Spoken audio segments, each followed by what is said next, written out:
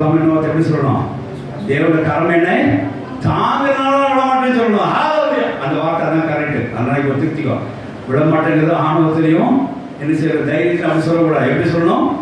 தேவனுடைய கரம் பாரு, தேவனுடைய கரம் என்னை தாங்கிறதுனாலே நான் சறுக்குனாலும் செய்ய மாட்டேன், விடமாட்டேன். கத்திர கரம் தாங்கும். I will not go descending way, I will go to the ascending way. தேவனுடைய சோத்திரம் உண்டாது. Because my lovable hands of God with me. Hallelujah. அவருடைய அன்பு கரங்கள் என்னோட இருக்கு. அவருடைய தாங்குகிறார். அவருக்கு என் காலில் சறுக்கு போல அவருடைய கிருபை என்னை தாங்கிடுச்சு. அந்த கிருபை எப்படி அங்கே வேலை செய்யுது அப்படின்னா, கத்திர கரம் அவரை அணைத்து கொண்டது. எப்படி அணைத்து கொண்டுச்சு? கீழே விட இருக்கிறது பிடிச்சிச்சு. ஒரு டிஃபால்ட் தான். கீழே விட மாதிரி போனா, சறுக்கு இறங்கி போனா, கத்திர அணை வச்சுட்டான்.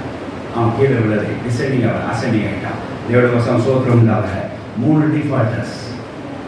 ஒரு டார்க்னஸ் உள்ள ஆளை பார்த்தோம். இயேசு வெளிச்சமானது அங்கே வந்து அவரோட வசனம் வெளிச்சம் வந்து அவன் எந்திரிச்சு நிற்க முடியாத கத்திர கிருபை செய்தார். ஹல்லேலூயா.